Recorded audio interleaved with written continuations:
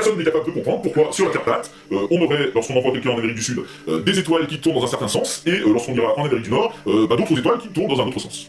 Alors, il y a bien des vidéos qui tentent de nous expliquer que les étoiles ne seraient pas des soleils, mais des lumières accrochées à un dôme, une sorte de grand dôme translucide au-dessus de la Terre plate. Ça se voit quand on essaie de les filmer avec un appareil photo parce qu'elles ressemblent à des ampoules à incandescence.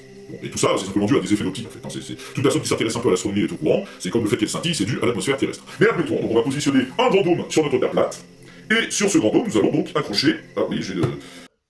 Le dôme a peut-être du sens si on déforme davantage l'espace de manière logarithmique. Mais la forme du dôme serait alors un cylindre sans couvercle inférieur. J'ai les doigts coincés sous le dôme, voilà. On va accrocher nos constellations, par exemple ici, la Grande Ourse. Et vous allez faire semblant, s'il vous plaît, de croire que ce petit cochon symbolise la Grande Ourse. Eh bien, j'allais dire, qu'est-ce que ça change? Parce que notre petit personnage ici, qu'il aille en Amérique du Nord ou en Amérique du Sud, il verra toujours les mêmes constellations puisqu'il y a un seul dôme. Et elles tourneront toujours, si le dôme tourne, elles tourneront toujours dans le même sens. Et si j'allais sur une Terre plate, voilà ce que je verrais. Forcément, des étoiles qui seraient les mêmes sur toute la surface de la planète et qui tourneraient dans le même sens partout. Or, ce n'est pas le cas, donc ça ne correspond pas à la réalité. Et tant qu'on est dans l'observation du ciel, il y a aussi la question des planètes. Vous savez, ces fameuses lumières qu'on observe qui changent de position dans le ciel d'un soir à l'autre. Dans le modèle de la Terre plate, puisque c'est le Soleil qui tourne autour de la Terre, on se retrouve donc dans un modèle géocentrique, et du coup ça devient assez compliqué, parce que les trajectoires des planètes, elles sont plus du tout des cercles comme le Soleil et la Lune, mais elles font des espèces d'oscillations. Alors vous avez des belles animations qui tentent de vous cacher la misère en rendant ça très joli, mais au fond on n'a aucune explication physique de ce comportement étrange. Donc là aussi c'est un peu magique, et pour le coup on entre vraiment dans la croyance. C'est pas parce qu'il n'y a pas d'explication que la théorie s'effondre.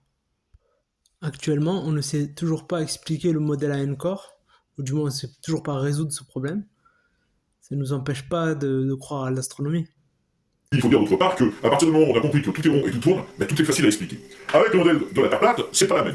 Déjà, il faut faire l'effort d'abandonner ses repères de la Terre ronde, et puis ensuite, effectivement, on l'a vu, il y a toute une gymnastique à faire, et on voit bien que sur certaines questions, on réussit à trouver des réponses ponctuelles pour expliquer tel ou tel phénomène, mais quand on va mettre toutes les questions bout à bout, eh bien, on va s'apercevoir qu'on n'arrivera pas à trouver une solution qui explique tout à la fois.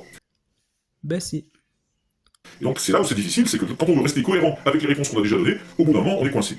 À partir du moment où vous avez fait tourner le soleil au-dessus d'un disque, de toute façon, ça peut vous permettre d'expliquer le jour et la nuit, et les saisons éventuellement, mais ça vous condamne à ne plus pouvoir expliquer, par exemple, les phases de la Lune ou les éclipses.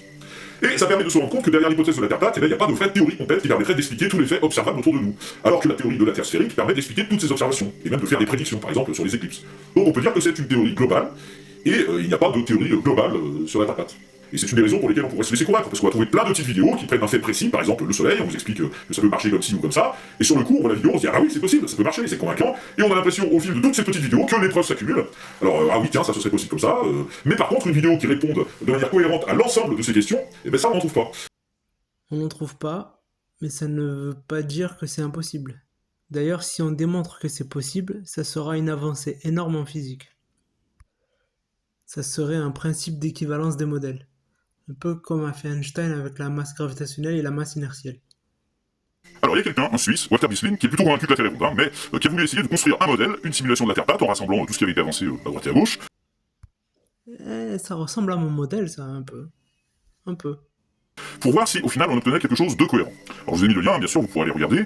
Vous verrez, c'est amusant, vous faites bouger les dates, les heures, il vous positionne la Lune et le Soleil au-dessus de la Terre plate, vous pouvez voir les zones éclairées, etc. Alors évidemment, comme il explique sur la page, pour que ça donne l'illusion de fonctionner, il a dû tordre un peu les lois de la physique. En fait, il y a la position réelle du Soleil, de la Lune et des astres sur le dôme, et il y a leur position apparente pour l'observateur qui est situé au sol. Et pour rendre ça cohérent, vous voyez, il est obligé de plier les rayons lumineux pour que autour de la position de l'observateur, ils apparaissent comme sur une demi-sphère. Finalement, il cherche à reproduire le visuel qu'on a sur une Terre ronde, forcément. Et comme il le dit, voilà, il n'y a aucune loi physique qui pourrait expliquer ces distorsions de la lumière. Donc on y est. Il explique qu'en partie c'est possible, mais on ne saurait pas expliquer les distorsions de la lumière. Mais on peut lui retourner la question. Pourquoi la lumière se déplace-t-elle en ligne droite ? Vous allez me dire, attends, tu nous embrouilles, t'es en train de nous expliquer que la Terre est pas plate, ok, mais où sont tes preuves qu'elle est bien ronde? Et là, je vais vous dire, mon cher saint Thomas, ne t'en fais pas, on y viendra. Tu veux voir des preuves de la courbure de la Terre, tu les auras, chaque chose en son temps. D'abord, il faut qu'on aille jusqu'au bout de notre analyse. Donc, on a vu que dès qu'on se pose, qu'on observe la Lune, les étoiles, on se rend compte que la Terre n'est pas plate. Et alors, qu'est-ce qui peut faire qu'on continue d'y croire? Mais tout simplement, c'est parce qu'on en a besoin, on en a envie. Que la Terre soit plate ou pas, c'est pas très grave. En fait, ce qui compte, c'est qu'on puisse se dire qu'on nous ment. C'est trouver un prétexte qui fait que on nous ment. Là, je rejoins tellement ton argument que je refuse de jouer les platistes complotistes face à un tel argument. Alors, si la Terre est plate, alors qu'on nous a enseigné à l'école qu'elle était ronde, ça veut dire que tout le monde nous a menti, pas seulement la NASA, mais l'école, Madame Pillet nous a menti. Au collège, Monsieur Benami nous a menti, en géographie. Nous a menti sur les lois de l'optique, on nous a menti sur la physique. Ouais, voilà, Madame Grandet aussi, comme les autres. Alors, regardez ce monsieur, lui il va encore plus loin. Il vous montre que même ce que les partisans de la Terre plate ont essayé de vous dire, c'était encore un mensonge, parce qu'ils n'ont pas dit qu'il y a encore autre chose derrière, vous voyez, derrière le mur de glace, il y a d'autres continents cachés. N'importe quoi cette théorie. Hein, il y a des tunnels pour y accéder. Et il y a encore d'autres murs de glace. Lui, il a 3 niveaux comme ça de murs de glace sur sa terre plate. Et tout ça, ben voilà, on nous le cache depuis toujours. Et c'est de ça dont on a besoin. On a besoin de méchants, on a besoin de coupables, de gens qui sont cachés quelque part dans l'ombre et qui manipulent tout. Parce que, et voilà, si quelque chose ne va pas dans nos vies, quelque chose ne va pas dans le monde, ben c'est leur faute. Voilà, ça permet de se déculpabiliser, ça permet de, voilà, d'avoir quelqu'un sur qui on va porter la faute, quelqu'un à qui on va reprocher tout ce qui se passe, tout ce qui va pas, et c'est très confortable comme situation là. J'y arrive pas, ça marche pas comme je veux, il y a des injustices dans le monde, il y en a qui exploitent d'autres, eh ouais, mais c'est le système. Voilà, qu'est-ce que tu veux, c'est le système, ils nous prennent pour des moutons. On passe à la seconde vidéo. Plus regardez, si on fait un rapide calcul, le disque a un rayon de 20 000 km, c'est la distance connue entre les pôles. Cela signifie que sa circonférence est de... Programme de cinquième, la circonférence c'est 2 pi r. Donc 125 663 km sur le bord. Même si on considère que l'Antarctique fait une largeur de, mettons, 2000 km, ça nous fait quand même une circonférence à 113 097 km. S'il faut le faire garder par des militaires, si vous mettez, mettons, une base ou un poste militaire tous les 10 km, ça fait quand même 11 309 bases militaires. Ça fait quand même un paquet de militaires, hein, qui sont donc tous au courant de ce secret de l'Antarctique et de ce qu'il y a après le bord du disque, mais qui n'en parlent pas. Et ça depuis des années que ça dure, puisque ça dure depuis toujours en fait, hein, puisqu'on n'a jamais vu quelqu'un aller au bord de la Terre plate. En plus, ces militaires, ils auraient vécu des expériences franchement cheloues, parce que si la Terre était plate, plus on s'approcherait du bord, et plus on serait penché.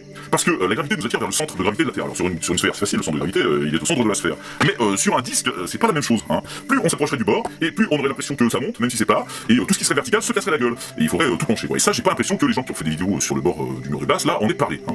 Aucun sens. Newton a pris pour hypothèse que la Terre est ronde avant de conclure, après un certain raisonnement, l'existence d'une force qu'il nomme la gravitation. Sauf que là, l'hypothèse n'est pas vérifiée. La conclusion n'a pas à être vraie. Donc tu ne peux pas dire que sur une Terre plate, il y a la gravitation centripète. Alors du coup, c'est vrai que quand on a constaté qu'au-dessus d'un objet de la taille de Vesta, tout est à peu près sphérique, ça fait drôle de se représenter la Terre comme ça. On voit bien qu'il y a un truc qui cloche dans le tableau. La logique voudrait que la Terre, avec son diamètre moyen de 6371 km quand même, elle se comporte comme les autres, autrement dit, en boule. Bon, mais ça, c'est à cause de la gravité. Alors du coup, vous avez des gens qui vous expliquent que la gravité n'existe pas. Hein, que c'est un concept qui n'a aucun sens.